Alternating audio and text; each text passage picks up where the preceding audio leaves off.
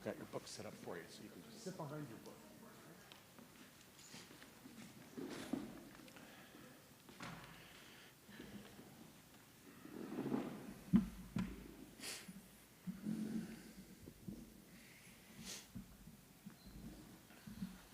All right. Well, good evening, everybody. Thanks for coming out tonight. I'm Dr. Tangadal, Dr. Ross Tangadal. I'm the director and publisher of Cornerstone Press here at the university. And I'm very pleased to welcome you to the second of our 4 launch events this spring. So we trek on with more and more authors coming to town. I'm so pleased that everyone from all over, Baltimore, Indiana, and Texas, Minnesota, they all came in for a reading tonight. So I'm so excited to have them all here. So tonight you'll have a chance to listen to 4 of our new authors read from their books, which have been released here in the last couple of months, as well as discuss their writing strategies and stories with myself. Our usual, oh my goodness, how embarrassing. Look at this. And it's spam. It's not even an important phone call. My goodness. Our usual MC is our sales director, Sophie McPherson, who is in AWP right now, selling everybody's books. So I'm stepping in to do and I've already done a poor job because I didn't turn my phone off. So, really, really great work, Ross. But I'll be talking with the authors after their reading, talking about their writing strategies and their stories. Before we get to that, though, we've got a lot of thank yous. As a university press, we have a lot of folks that help us in various ways. So I've got a little laundry list here. Executive editors Jeff Snowbarger and Friesian McKee, and editorial director Brett Hill. Our senior editor Ellie Atkinson, and Ingram Lightning Source, our distributor. Chancellor Thomas Gibson and Provost Levon Cornell Swanson. Vice Chancellor Pratima Gandhi of UWSP Financial Operations. Dean Joshua Hagan, Carrie Hutton, and Carrie Zilkowski, all of the College of Letters and Science. Assistant Dean Tobias Barsky of the School of Humanities and Global Studies. Chair Rebecca Stevens of the Department of English, which again is where all of the classes that staff the press are housed within the Department of English, something of which we're very proud of, as well as the entire faculty and staff of the department who support us in every way. Lindsay Cheever and Samantha Petch of the School of Humanities and Global Studies. Ihor Bartoszewski of the university's IT department. Carrie Hebler, Brittany Kaminsky, and Mies Vang of University Communications and Marketing. Robin Spindler, Kathy Stettel, and their staff at Point Print Design Studio. Sue Fisher and Ava Hathaway of UWSP Facility Services and Central Stores, who handle all of our mailing. Katie Horn of the UWSP Store and Text Rental, and our two of our local bookstores, the Bookshop Co-op of Stevens Point and Bound to Happen Bookstore of Stevens Point. So again, for a press of our size to have all that support in this community and the university is really top-notch, something we're very proud of. But of course, our press isn't possible without the energetic participation of our diverse student staff, comprised mostly of English majors and minors at the university. Thank you to all of my student staff for doing the hard work of publishing with professionalism and excitement. I'd especially like to thank our current executive staff, Senior Managing Editor Ava Nielsen, Managing Editors Paige Beaver and Carly Harpold, Production Director Allison Lang, Production Editor Samantha Bjork, Media Director Ava Willett, Sales Director Sophie McPherson, and Sales Managers Madison Schultz and Autumn Fine.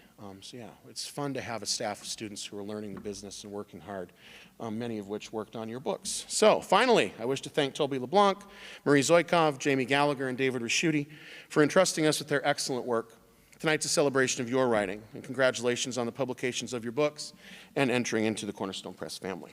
So now, without further ado, I will introduce each of the authors, and I will go sit down. Each of them will read from their books. And then again, after that, we'll have a little Q&A. Okay? So I'll begin to my right, your left. All right. Toby LeBlanc is the author of Dark Rue. His writing has appeared in Barrel House Magazine, Deep South Magazine, The Writing District, and Coffin Bell Journal, among others. He was born in southern Louisiana and currently lives in Austin, Texas. Marie Zoikov is an award-winning science writer. She's the author of Meander North, a memoir and essays that earned a Silver Midwest Book Award for nature writing, and the novels Plover Landing and Eye of the Wolf. A science communicator for the Wisconsin Sea Grant Program, she lives in Duluth, Minnesota. Jamie Gallagher teaches writing at the Community College of Baltimore County. He has more than 50 pieces published in literary journals, including Cutbank, Bull Fiction, and Diagram. He lives in Baltimore. And finally, David Raschuti is the author of 2 poetry collections, Uncertain in the Worst Way, and So Everyone Else Will Know. His writing has appeared in Noon, the Massachusetts Review, the Louisville Review, and Tampa Review, among others. Born in Rhode Island, he lives in Granger, Indiana, and Villa Hills, Kentucky. So, these are our authors for the evening. I will go sit down, and we'll go from there. Thank you.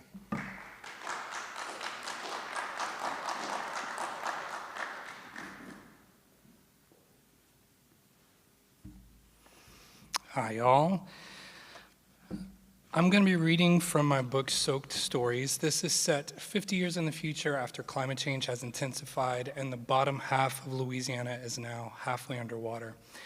Each of the 9 short stories will focus on a different part of our culture. Some are about food and music, industry, but this one is about language, and it's the one to kind of set off the rest of the stories.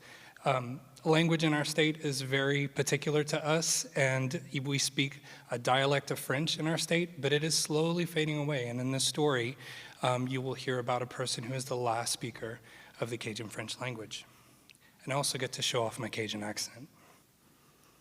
Cajuns, along with some Creole settlers of color, made their bedding from the dried Spanish moss, so named by the indigenous people in their comparison of this cousin to the pineapple to the beards of Spanish colonizers. This stuff, which still hangs from trees all the way up to Illinois, was found throughout southern Louisiana. Many of our recovered photo archives of old Louisiana mansions pre-Hurricane Pilar have moss hanging from trees, creating tunnels of foliage leading up to corrupt plantation homes. Again in history, we see how the keepers of the earth knew the true value of these plants, while the rich saw them only as decoration. What do you think, Mr. Michaud? Pauvre bête. Could not have said it better myself. Come back next week to Cajun Creole in the 21st podcast, a subsidiary of YouTube History USA, and find out about the Attakapaw Ishak. Until then, please subscribe and like us, but more importantly, respect and cherish. Jamil clicks off the mics and smiles at Michaud. That was another good one. We can get furniture and bedding advertisers. In fact, I even know of a friend in the bamboo bedding business I can call. Me, that sounds good, yeah, Michaud says, beginning a wet, semi-stage cough. That'll be a good thing. He continues to cough out, hoping Jamil won't ask him the same thing he asked last week. You sure you're not ready to narrate the whole thing? If you're too worried about people understanding you, I can subtitle it. I just think it's disrespectful. Me, I told you, this French ain't like France French. It's hard to translate that. And some Cajun words don't make sense in English. And I told you, Mr. Michaud, I can pop out an algorithm in half an hour that can translate anything. Jamil's offer feels to Michaud just like everything else on the show, a warm challenge. The young man's dreadlocks shake as he nods his head in anticipation. I see how hard you work on this show. You don't need no extra work. Anyway, I don't like to be too long for my friends at the hippie house. They give me mizah when I stay out. Jamil chuckles and stands. When Michaud stands, he notices for the first time that Jamil is the same height as him, a short 5'6", though Jamil is wider. All right, Mr. Michaud, let's get you back to your co-op. Michaud feels bad lying. Jamil has done more for him than anyone since Pilar when he was 9. Even at that age, he knew he'd be left with nothing and no one after they invented a Category 6 just for that storm. When a moment of shared remembrance of the storm happened with someone, he would pantomime the deep loss for them. But for him, it was not for the past, but of a future and lives that never got lived. Jamil makes him feel like there could be a future again. Much of his living is still in the past in the duck capital of the world, Gaydon, Louisiana. Before the town succumbed to the Gulf, the crawfish in the ponds didn't need to be responsibly farmed or organic. Crawfish eat shit, after all. People weren't piled on top of each other like they tend to be now. Michaud was rich in nature and poor in people. His nearest neighbor, really the only person he could call a neighbor, on one of America's stubbornly unpaved roads, lived 3/4 of a mile away. Michaud's parents told him that the people at the end of the road lived there for a reason, and there was no cause to disturb their self-imposed exile. He didn't quite understand what that made him, being he lived second to last on a dirt road to nowhere in 2025. The lack of TV, internet, or phone privileges added to his confusion over who was in exile. The only difference he could see was that his father at least traveled the road enough to kill the grass, while the way to his neighbor's house was nearly overgrown. On a hot August day that year, a young boy paddled a homemade pirogue, silent as an incoming fog, through the shallow crawfish pond next to Michaud's house. Michaud thought at first it must be one of the farmers. It was always a treat to see the men working from their little boats. Michaud would wave as they passed back and forth until his mother would call him inside and scold him. Seeing another kid, who was not one of his 6 adopted siblings, was beyond special. The dark-eyed, dark-haired boy peered at him from his flat-bottomed canoe, hidden behind azalea bushes. That was as much of an invitation for conversation as Michaud needed. "Hi," Michaud said 8 times. It started out as a failed whisper and ended in a shout. His feet brought him closer and closer, though he knew they shouldn't. His mother would hear and see, but he didn't care. The stranger, dressed in clothes recycled several times, startled with each "hi." On the 8th one, it was the new kid, not his mother, who scolded him. "Tais-toi." Michaud smiled at the sound of a voice he hadn't heard before, and even wider to hear something other than English. "Pouya, you talk a lot." "Hi, I'm Michaud. I'm adopted. I have 6 brothers and sisters. What's your name? How many brothers and sisters do you have?" The youth lowered his eyes and looked back across the pond, squinting toward an unknown sight. He looked back at Michaud. "My daddy, he thinks I'm fishing out behind my house. I have to go." Because his mother never called him that day, he could watch the new boy paddle away between the orange rings of crawfish traps until he couldn't see him any longer. Michaud replays the 50-year-old memory several times more over the week. His co-op roommates check on him as he tends to stare out of the window longer than usual. They likely believe he is thinking about the show and his time with Jamil, the only thing he's spoken about for more than 3 seconds. At bedtime, he'll hold his cup of tea halfway to his mouth, caught between the present and the past. But when Jamil arrives, hearkening the new episode to be recorded, Michaud finds himself solidly in the present. "Mr. Michaud, a lot of people love learning about Cajuns and Creoles from you. Our podcast has as many subscribers as the regional Catahoula Cur Lovers podcast. That's unheard of. Some comments are even from YouTube History International. Several are from the French Republic of the European Union, Canada, and the state of Congo in Africa. Je ne sais pas. You got to tell me, did everyone talk Cajun French when you were growing up? No. Most people weren't talking French no more. Just a few holdouts. People who lasted. I like that. Maybe you could talk about that in the next episode. Take a bigger part of this." "Man, I thought we talked about this. I'm just here to put some spice on that." You need to read the comments. People are asking for more of you. I mean, most of the stuff we talk about, people could easily search the internet for. It's your voice, your outlook they can't find on the internet. It's like they say, ils dicheront le guignat. Well, you just let me know now. We really don't need a special topic. I mean, you're the whole show. Jamil smiles warmly, his toothy grin handsome. When he'd come looking through the co-ops and retirement homes seeking someone who still had the old language, Michaud didn't say anything. The other lonely souls fawned over Jamil. His good looks, his energy, his respect, and his easy attitude were all coveted commodities, intoxicating enough to stop remembering life and instead want to live it again. At first, that's why Michaud thought he'd coughed up the old accent, rapping his R's and singing his A's. As he listened to the rhythm of that speech tumbling out of his mouth, rhythm reminiscent of the waves the Cajuns have been cast into not once but twice in history, he felt a part of him rise from decades-long slumber. Jamil listened, laughed, and was curious, coaxing from Michaud something he was sure died in the aftermath of Pilar. Because of Jamil's warm mahogany eyes, Michaud could no longer be sure he indeed heard the last words spoken in the Cajun language.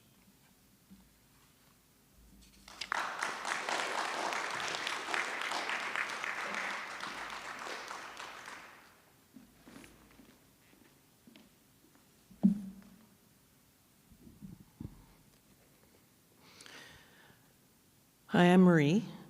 On the description on the back of the book, the story I'm going to read is called The House, but the description reads, a nondescript gray house hides a secret from a curious woman walking her dog. And this is set in my neighborhood in Duluth. There really is a house that bothers me because it is so nondescript.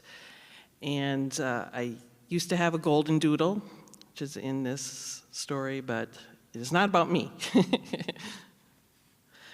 And we don't even get to know the woman's name in this first story, but there's a novella at the end of my book, and that ties in a lot of the unresolved aspects of the other stories, so you get to hear her name in the last story.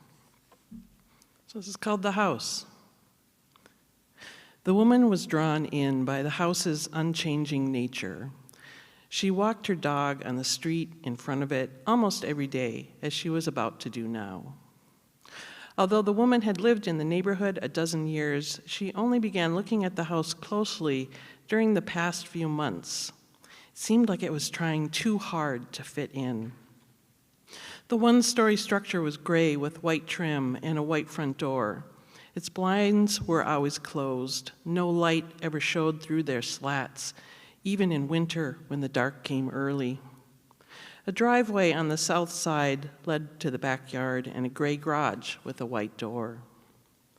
For a few weeks after she noticed the house, the woman wondered if anyone lived there. Not once did she see anyone mowing the grass, yet it never grew past 2 inches, almost as if the lawn was tended by a robotic mower that came out only at night. No shrubs or flowers adorned the front yard, although some shrubs grew along one side. In contrast, her own house a few blocks away was 2 stories and misshapen. The top floor cantilevered out over the bottom in the manner of a rustic brown Swiss chalet. Her flower garden in the front yard was a mix of flowering weeds, self-sufficient perennials, and some depressed annuals that needed more water than she could remember to give. Her lawn grew in manic spurts that she only thought to control after the neighbors mowed self-satisfied lines of manicured turf on either side. Recently at the gray house, she'd seen the garage door open a few times, revealing 2 cars that fit the nondescript theme. One was silver, the other black. Someone must be around. The woman took Cubby's leash off the hook in her mudroom. The large golden doodle danced in anticipation of the first of his 2 daily walks. As she clipped the leash to his collar, she realized it was the sameness of the gray house that bothered her. Nobody could be that boring. They must be hiding something behind the ultra-normal facade. She wouldn't be surprised if the house had a hidden basement, or children chained in the attic, or bodies buried in the backyard. She chided herself. Perhaps she'd been watching too many crime shows on TV since she retired. With her husband dying years ago and both her sons grown and moved away, maybe she had too much time on her hands. Her only relative left in town was her niece Sheila, the librarian. Sheila was busy with her own life, though, and had little time for visits. Cubby quickly pulled her to the end of her street. They turned left onto the road that veered around the old elementary school and would take them past the house. As the woman and Cubby came even with the yard of that gray house, her heart caught. A tall man with dark hair was walking up the driveway toward the garage. His back was to the street, and he held a few white envelopes. She noted his black slacks and white shirt. This concerned her more than if he had been wearing clothes of any other color. God forbid he wear any blue or green. Someone might notice him. Cubby wanted to stop and sniff the air trailing the man, but she tugged his leash, not wanting to linger and draw attention. The man kept walking into the open garage. The woman's purposefully nonchalant steps propelled her and Cubby past the house, even though her heart had begun to pound. She and Cubby turned off the pavement and onto the dirt road that led along the end of the school to their favorite trail through a 1,000-acre city nature park. She loved the woods. It was her element. As they walked through the dense forest, her heart slowed, and the woman thought, and as she thought, she began to smile. At 2 a.m., the hour of deepest sleep, the woman's radio alarm sounded. She clamped her hand down on the clock and got out of bed groggily, changing into black sweatpants and a black hoodie. Lying alert at the foot of her bed, Cubby followed the woman downstairs to the mudroom off the kitchen. She opened one of the built-in drawers that lined the wall and took out a black neoprene mask she used to protect her face from the winter wind. She considered wearing it, but decided it would make her look more suspicious than she already did. She put it back in the drawer and flipped the hood over her graying hair. "You stay here, Cubby. I'll be back in a little bit." The dog tilted its head, looking curiously at her as she stepped outside and closed the back door. The late spring air was cool as she walked down the street toward the gray house. The sweetness of lilacs lingered into the night. The woman shoved her chilled hands into her pockets, making a note to wear her black gloves next time. A waning moon lit her way, bright but not too bright. She didn't have any trouble finding her way in the dark. All those wilderness camping trips her parents had taken her on as a child had made her comfortable moving through the night. When she was very young, she had used a flashlight at first, but the more time she spent away from the comforts of civilization, the more she found she didn't really need artificial light to see her way, especially when the moon was up. As she neared the gray house, she slowed, scanning the area. All was quiet. A road ran behind the house. Normally busy, it was deserted this time of night. A stand of trees stood between the road and the garage. Rather than walk up the driveway, she used the road to approach the house from behind. She slipped into the woods and pressed herself to the back of the garage, senses alert. She peeked around the corner toward the back of the house. It was dark and silent. A little rush of adrenaline coursed through her at this adventure, reminding her of when she and her brothers used to play spy on the neighborhood kids. It had been way too long since she'd felt any sort of excitement or done anything the least bit mischievous. She slid along the side of the garage to the man door. She always disliked that name, as if only men would ever go into a garage. Well, it was a woman door tonight. She turned the handle and the door opened. She smiled and walked inside. The garage smelled like dust and gasoline. A cloying odor she couldn't identify also lingered. She couldn't see a thing, but that didn't bother her. She reached out her hand and walked forward a few steps. It came to rest on smooth metal, which, after more investigating, she discovered was a car trunk.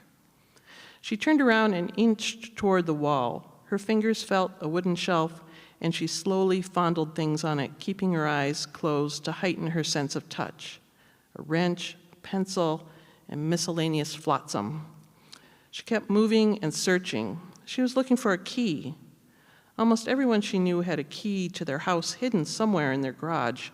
Surely people trying this hard to appear normal would have a key in here. She felt around, working her way high and low, careful not to displace a thing. She would not turn on the garage light or use a flashlight. The garage had frosted windows in the door, and she didn't want to get caught. She wouldn't open the car doors either. That would turn on the dome lights. She noticed that every time she got near one of the cars, the cloying smell got stronger. Maybe an air freshener, pineapple or something. She searched through half of the garage in vain. Stymied, she decided to check if she could hear anything at the house. She made her way out the woman door, closing it softly behind her. She hesitated a few moments to ensure no one was in the yard.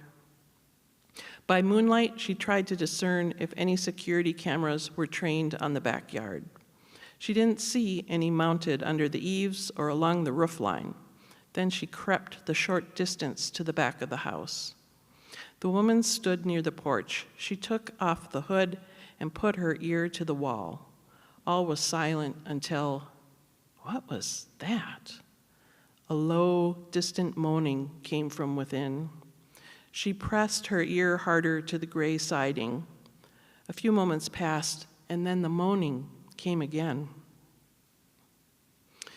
Like someone hurt. She stepped away, looking up at the back door and the windows, trying to see if anyone was alert to her presence. Nothing. She climbed the few steps to the door, checking to see if it was locked. It was. Still, the noise had rattled her, and she swallowed hard. After a few more moments to make sure she remained undetected, she listened again. It was quiet for a long time, but the moan repeated more softly. Whoever was hurt, well, it didn't sound like anyone was coming to help them. An image of a child tied up in the basement came to her, or maybe it was a woman. She listened a while longer, then pushed away from the wall, her hands clammy and a chill in her heart. She'd had enough for tonight. Time to go home. She slipped past the garage and back into the trees, grateful for their cover.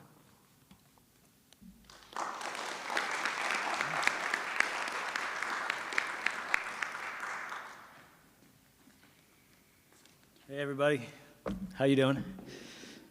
Doing all right?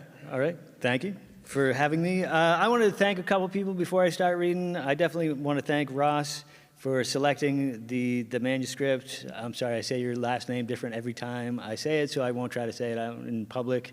I want to thank Brett Hill, my editor. He was amazing. I want to thank Chris Messer for coming with me to Wisconsin. And then I want to thank my daughter, who's not here, for the kick-ass cover, because I really love it, and I'm very grateful to her. So I'm going to read a story called Kavita. Kavita pedaled toward her aunt's house. Her legs ached from dance class, the only high school class she enjoyed. The sky was gnarled up. The woods beside the road were thick with young pine trees, but she could also smell ocean marsh. She stopped pedaling, removing her hands from the handlebars, let the weight of her backpack, the weight of her body, gravity and entropy carry her forward, a body in motion, in equal and opposite force. Her feet dangled. She had a strong dancer's body, thick at the hips and thighs, forceful. She was always aware of her center, just below the navel. She let go of the center. The thin bicycle tire jagged on dirt beside the road. She landed heavily on her side, her legs scraping across the ground in tall, dry grass, the trunks of pine trees sideways, as if growing out of a dim green wall. A man came to her as she lay still, the gnarled sky unfurled, dropping hard black drops of rain. Her aunt would wonder where she was, would send police officers out to look for her. They would sweep the roadside with searchlights, calling her name, Kavita. The man was a light-skinned black man wearing thick black-framed glasses and a black suit. His white shirt glowed. Everything about him was immaculate. The man reached out to touch her leg, gripped her thigh in his palm. Her leg was muscular, tight, his grip strong. "Come on now, Kavita," he urged. "Get up." The rain intensified, lifting the smell of swamps and sulfur from the earth. Hell. Her father was in hell. The man regarded her with curiosity, distrust, disappointment. It was hard to tell which. She would stay on the ground forever. She would let the rough grass grow over her. Her heart would sink into the black mud and beat there. She breathed because she did not know how to stop breathing. The man cradled her head against his chest, her wet hair dirtying his white shirt. "Come on now," the man said, his voice her father's calm, deep voice. "It's okay." Two lights from the road rippled across the grass. Gnats rose from the ground. She felt them biting her shoulders, her face, her legs, and the depression where her neck met her chest. The car did not stop. Kavita blinked. There was no man, no man's footprints. She lifted herself, then the bicycle. She walked down the road, the rim of the front tire warped now, describing a wayward rhythm. "What happened to your leg?" Her aunt was divorced. Her aunt's two children played in the scurfy grass behind the ranch house. The rain had ended. Kavita watched them through the window, wondering what game they were playing. The boy whipped a long, thin branch through wet grass. The girl crouched, watching him. There was an intensity to their game, a seriousness. "Nothing." "Nothing, Kavita? Look at it. It looks like raw meat. You should wash it out." "I will." Her aunt had left Trinidad 3 years before her parents had. She had married a white man, an American. Her children were U.S. citizens. Outside, both children were now crouched before something Kavita could not see. A dead animal, she assumed. A brown and gray, unidentifiable body. She washed her leg in the white tub, rubbing off particles of dirt, road, and pebbles. The water ran pink down the ringed drain. The falling pebbles made small sounds like insects chewing. This was real. The leg, the blood, her leg, the pain. Her body would heal itself. The water ran cold, then warm, then hot. Steam clouded the mirror. When she looked inside, her reflection ghosted. A man stood behind her wearing a black suit, a white shirt. She watched the rise and fall of her chest. He would grab her neck with both of his hands. Her neck was strong. It would not be easy for him. With her fingertip, she traced her outline in the mirror, her broad shoulders, her square head, her snaking hair, her waist. "This is me, Kavita. You cannot kill me." Then, her life had been held up by a pillow of air. She moved through that life effortlessly. She knew she was lucky, but not that she was privileged. Dance lessons, sleepovers, movies, her large home in Ridgewood. Her room, her television, her computer. She sat down to dinner with her mother and father, laughing, explaining her life to them, showing them almost all of it. Petty trouble with friends, her first kiss. Her father was often tired, but he smiled as he listened. None of this was real. To Kavita, dancing was joy, but not in an easy or a simple way. Joy was possible in the world, but it had to be earned. Her body was the source of joy. Her legs were strong, her sense of rhythm was very good, her weight centered. She felt movement in her muscles even without music. The dance teacher at the high school, Beth, was young, white, petite, her light blue eyes rimmed with thick black mascara. She was not always capable of controlling the class. On the dance team, power was contested. Kavita tried to stay in the background, but was too good to remain invisible. Kavita, that's beautiful, Beth said, perfect. Dancing was hard work, yes, but every move was perfectible. Eventually, any move could be repeated with precision. Kavita, what kind of name is that? It's Trini. I'm Trini. You don't look Trini. That's what people tell me all the time, but I am. She smiled, her white teeth straight after years of braces, full lips, be beautiful. Tim leaned toward her. His skin was the color of hot chocolate, his cheeks angular. He wore his hair short, but it seemed to grow quickly. He was always in need of a shape-up. His arms were thin and smooth. Trouble, people said. What did people know? Man, I think it's just beautiful, though. Kavita. He tasted the name. Really? Thanks. Beautiful name, beautiful name. They were supposed to be translating Shakespeare into modern English, a sonnet. My lover's eyes are nothing like the sun. Wasn't that English already? She moved her fingers along the edge of the paper, watching her wrist. Strong forearm, thin wrist, smooth dark skin. Do you see my hand? Do you see me? I haven't seen you anywhere around. Parties. Don't you go to parties, girl? Don't you like parties? Sometimes. Sometimes. You don't like to have a good time? I can tell you like to have a good time. Look at that smile. I'm right, right? She shrugged, smiled. Games, coded dances. I'll pick you up 9 o'clock Friday. Okay, okay, okay. She nodded, smiled, turned away from him. Then, in many ways, she was old enough to be a woman, but was a child still. Her father had yelled before. He had thrown glasses across the room, sudden explosions, shards. He had complained about his economics students at the university, about how cold Americans were. He had brooded. It was what fathers did. Every day she walked back from the high school a few blocks down safe tree-lined streets with friends. They laughed, made plans for the weekend. Every day she walked into her house, hugged her mother, drank a glass of orange juice. She noticed blood on the tile floor. Her mind struggled to fit the blood into her schema of home. Someone had gotten hurt. Were they all right? Her mother's body was draped across the kitchen counter, a gash in her center, blood matting her black hair. Her father's body was slumped against the French doors, blood and brain spattered across the glass. None of this was real. All of this was real. She stood at the entrance to the kitchen, her backpack in her hand. She had algebra homework. Algebra was difficult for her. She was hoping her father would help her understand.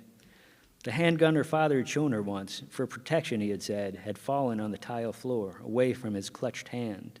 His face was gone. She answered the questions asked of her. She rode in the back of her aunt's car. She was alive. I'm alive, she wanted to tell them.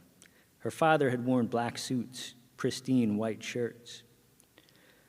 Kavita dressed in a tight black t-shirt that stretched across her chest, a bright yellow overshirt, a skirt, gladiator sandals. She didn't know how to dress. Her aunt looked at her. Going out tonight, Kavita? Yes. Good for you. Her aunt had taken her own grief and tucked it inside of her, a sachet. Her aunt was kind, but she would not allow her soul dominion over her body. All life was risk. Didn't she see that? The party was loud and crowded in a large house near a small pond.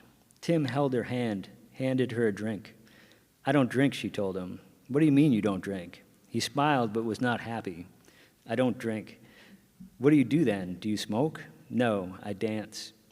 The music was loud, the bodies pressed close against each other. In Ridgewood, she had gone to parties, danced with her girlfriends, flirted with boys, laughed. Here, the music was loud. Everyone drank. Couples were already in corners kissing. Can we go outside? Girl, I need to get a drink. Kavita walked out of the house. The pond had once been a cranberry bog, and just below the surface, she saw overgrown cranberry bushes with red branches like hair. She walked down long, empty, dark roads, pine trees on either side of her. The wind picked up, blowing her yellow shirt in different directions, a flag flapping. She was iron and wood. When the man in the black suit and white shirt made his appearance this time, she decided she was going to talk to him. She was going to tell him that she was done with him. She didn't want to see him ever again. He would not leave. She knew he wouldn't, but she could be done with him. Thanks.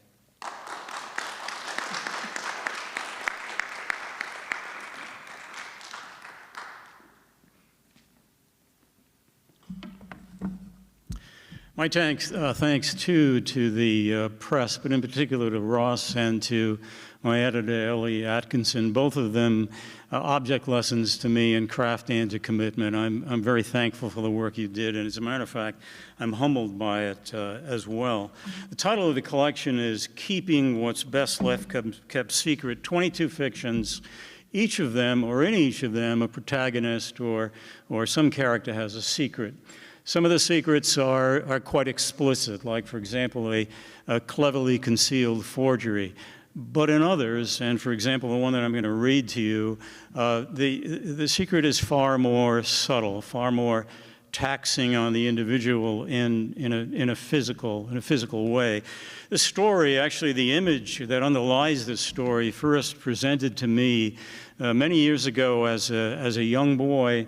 Returning in the early evening from the barber shop, looking into a kitchen window, my boyhood friend's kitchen window. He was sitting at the table. His mother was standing on top of the table. I had never seen his mother stand on top of the table before.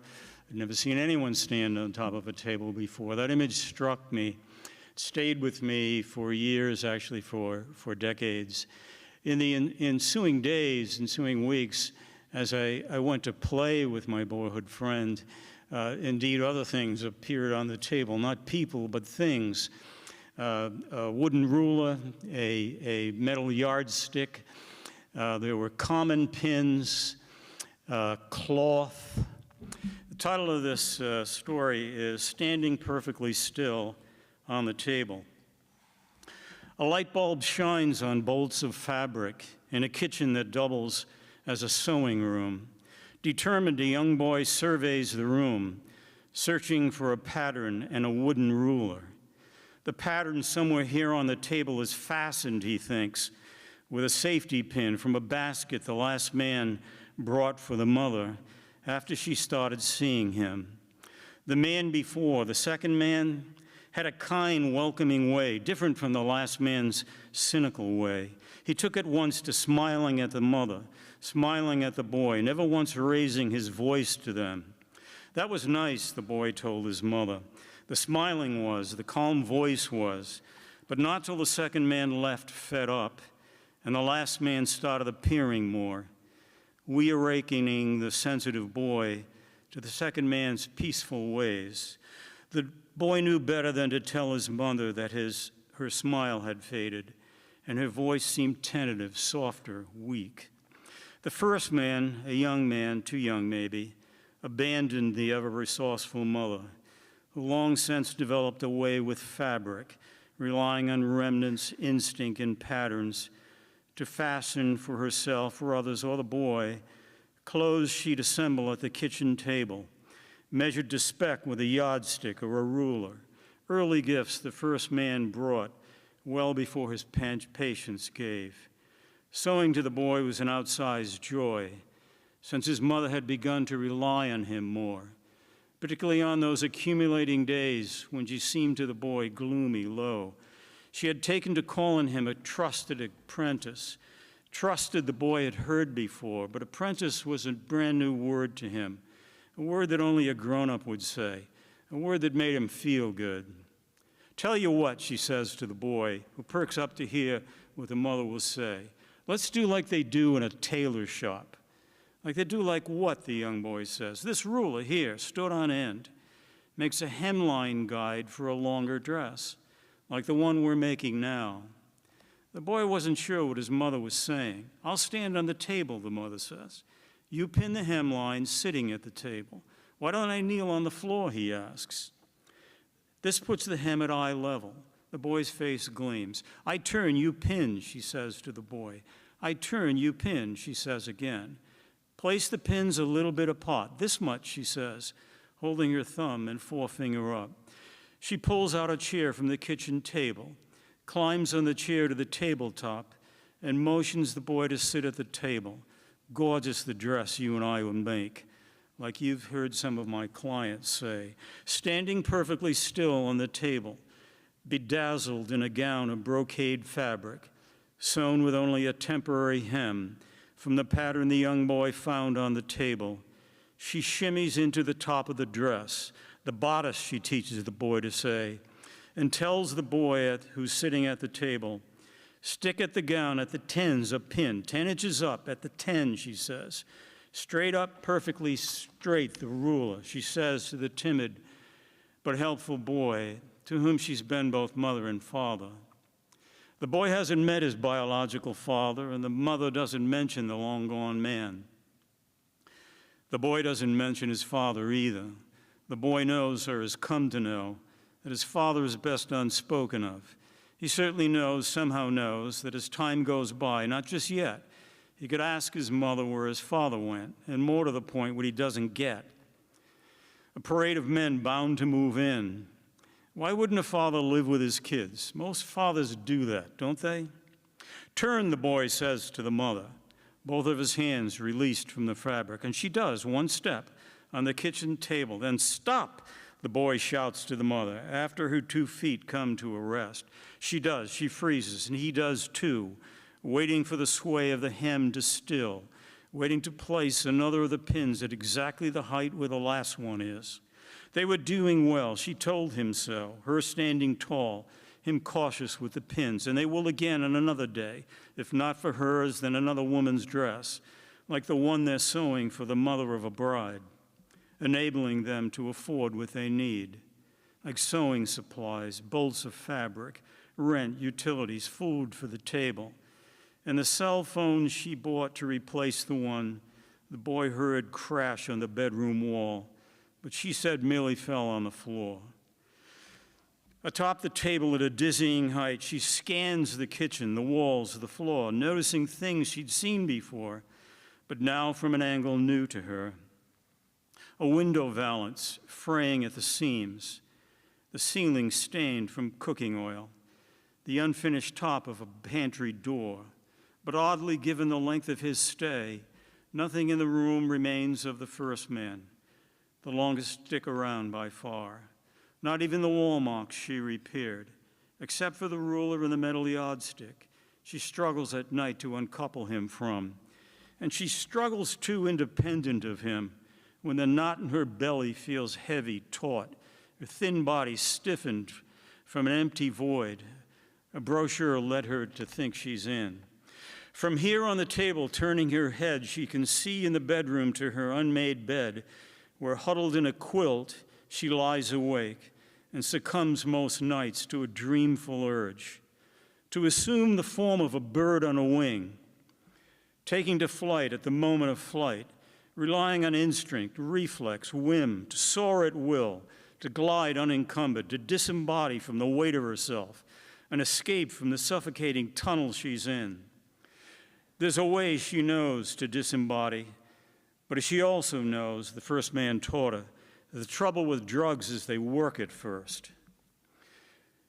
One more pin, one more, he says, both hands raised from the task at the table. That's quite enough, begins the mother, who reaches into her jeans back pocket through an unsewn seam on the side of her dress. She holds in one hand the brand new phone. Of this, the mother says to herself, a hushed but ever so powerful call to alter the fabric of lives played out at a kitchen table. Phone held high, she aims the camera toward the smiling boy, the first man to seem to understand that this time, again, like every other time, she'll emerge again from the tunnel again, ushered by the boy who'll become a man. Both hands holding the hem aloft, she carefully steps from the table to the chair to the kitchen floor, then turns the chair to face the boy.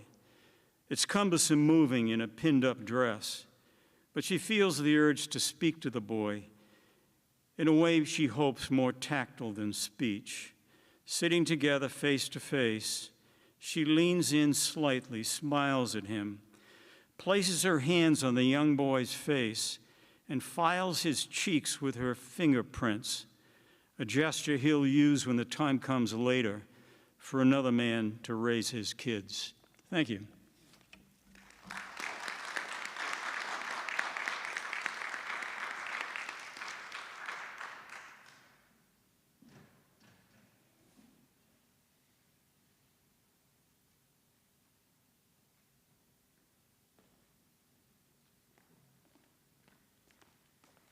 How about another round of applause for everybody? I think that was lovely. Thank you. Well, I've got a few prepared questions that the authors are aware of, and of course, what we like to do is if folks have some questions as well. So I'll ask a couple, we'll kind of get the conversation started here for about 10, maybe 15 minutes. Then there'll be plenty of time to grab some books, get them signed, chat with the authors as we end the program, all right? So I'm going to kick it off with some softballs, usually, you know. We're going to go easy. I love this question. I hope it doesn't become a routine question for all of you, but I'd like to know who your biggest influences are as writers. I spend a lot of time with writers, and I can hear sprinkled throughout all of your stories some influences that may bubble up. So if each of you just could discuss briefly who your influences are as writers, that would be perfect. So that's question one.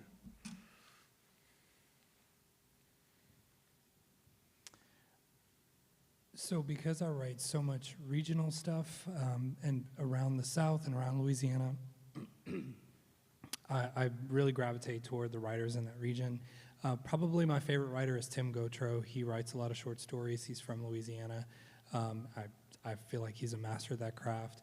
I love Ernest J. Gaines, who's also from the Louisiana area. Jesmyn Ward, who's from Mississippi, won the National Book Award. Amazing, amazing author.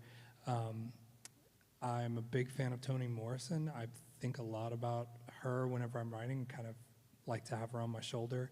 And I'm a big fan. There's only one thing she put out, but also from the University of New Orleans, which I believe is also a press lab. Yes, yeah.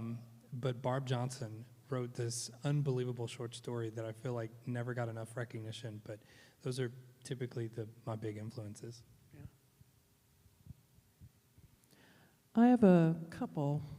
The first one's Anne Rice, who wrote the vampire novels. I got inspired by those, and I thought that someone should do the same thing for like shape-shifting wolves or werewolves. And someone should set it on Isle Royale National Park in Lake Superior. It's like, oh, maybe I should do that. And so that was my first inspiration, and for my first novel, Eye of the Wolf. For my nature writing, it's probably Annie Dillard, Thoreau, Sigurd Olson, those types of writers. I took a nature writing class in college and got exposed to them. For short stories, probably Karen Russell. I really like her humor and her quirkiness. But also my writing group. I've had a writing group there's 4 of us who have been meeting together for decades. We got together through Lake Superior Writers, which is a northeastern Minnesota writing group, and they have their hands in all of my stories.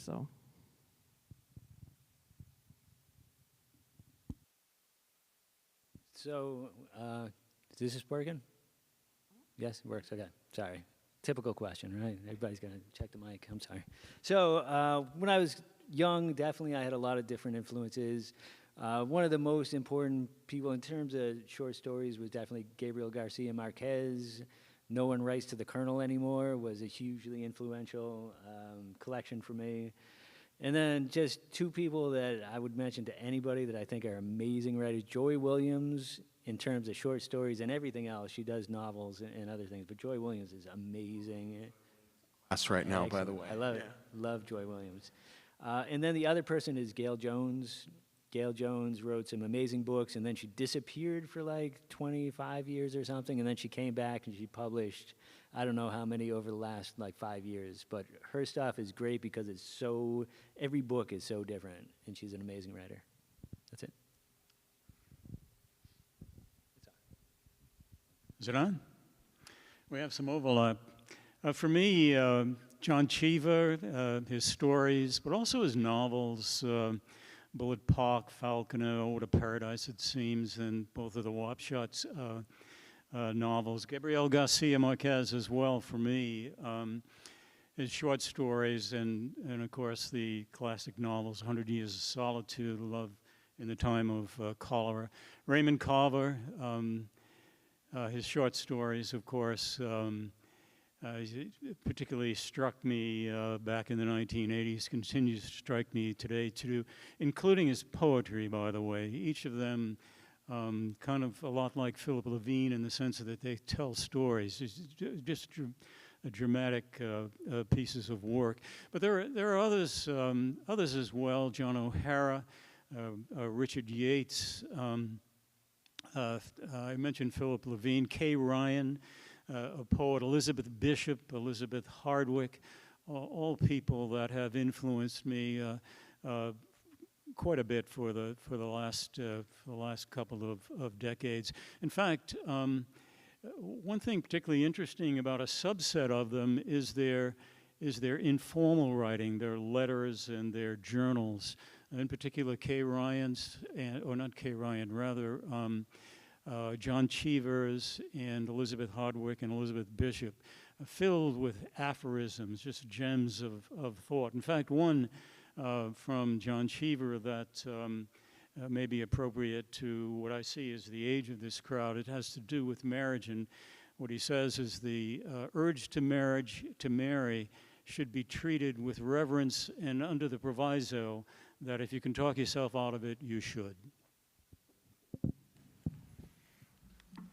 No lie, when Jamie and David were reading their stories, I thought of Joy Williams.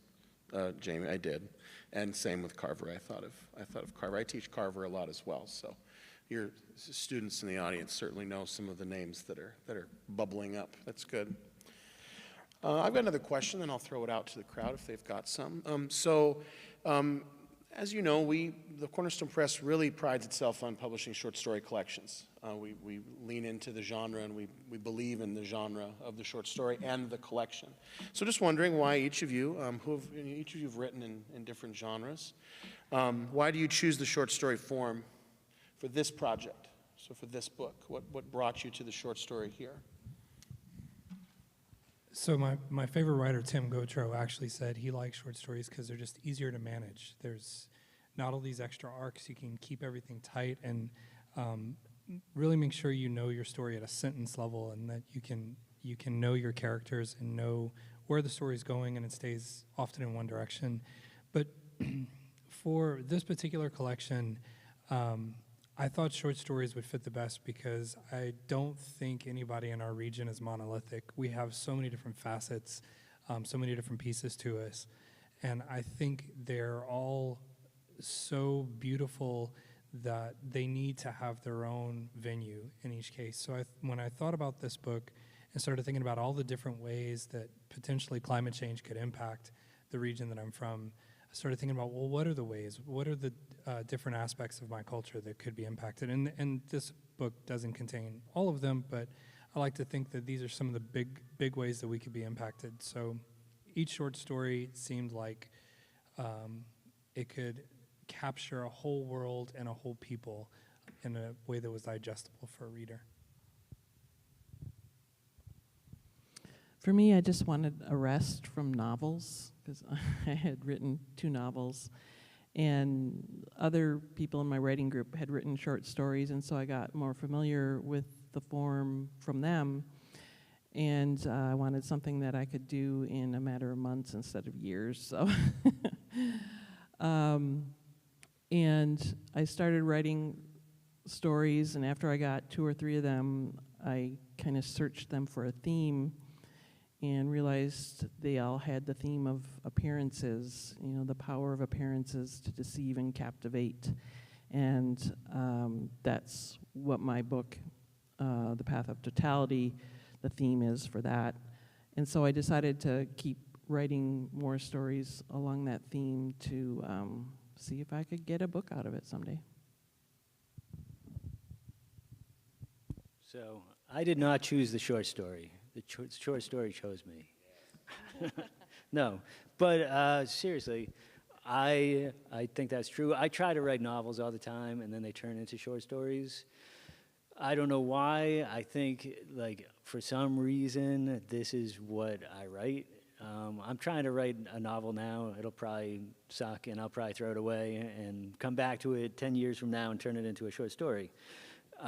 But I do love short stories. I love the variety. I love you can do almost anything with a short story, but, you know, I like to think of a short story as something you can, like, hold in your hand.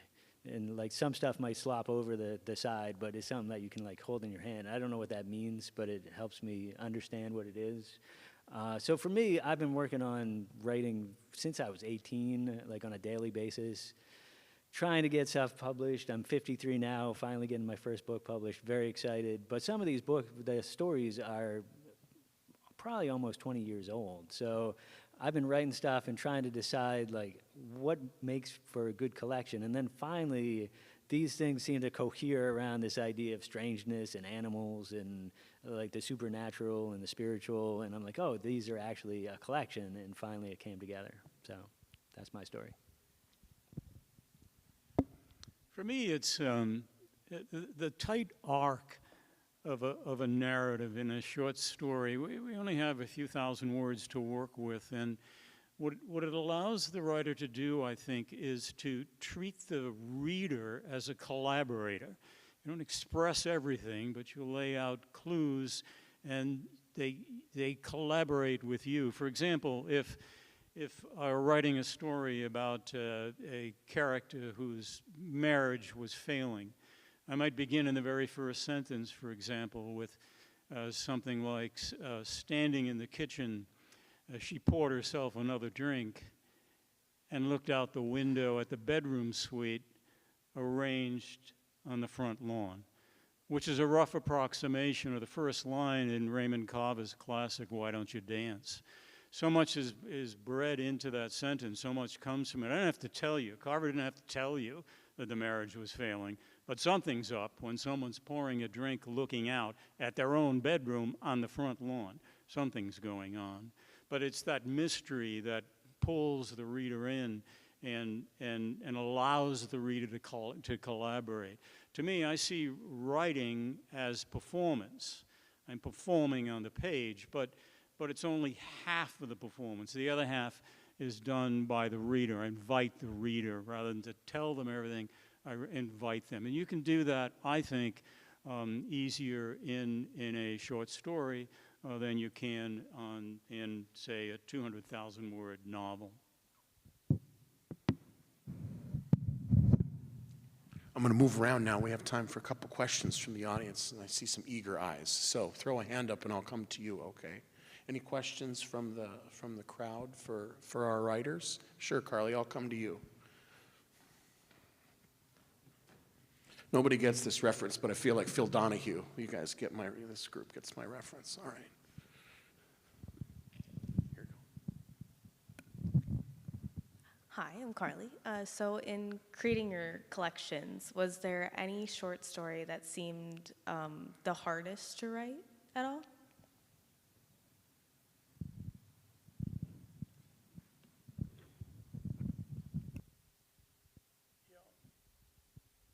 Is this on? Yeah, I don't know if this is the hardest. probably the most challenging was the last story in the collection. It's None But the Most Diminished Hopes is the title of the story, and it's a contemporary fiction that is wrapped in the Native American diaspora. And I relied for historical accuracy on the plight of the Narragansett Indian Nation in what we now call southeastern New England. Getting that accurate, that history accurate to the shortcomings that some tribes people had faced in a contemporary setting that I was familiar with was challenging. I wanted to be honest and truthful and respectful to the history. The history had little to do with the narrative, with the story, but it was important to me to get that right. The story really is a contemporary fiction that deals with a controversy relating to an actual event in southeastern New England a couple of years ago, where a life-size monument was being constructed for a colonist, and it was on or bordering on sacred native land, that sort of thing. So it was challenging because I'm not Native American, but I felt so deeply about what those people had confronted that it runs through the heart of the story to me. Yeah, I can answer this. So for me, it was one of those ones that I thought was a novel that became a story. And I worked on it for many years, and it's probably it's not autobiographical at all, but it's set in a neighborhood which is very much like the neighborhood I grew up in, Salem, New Hampshire, very suburban, very boring.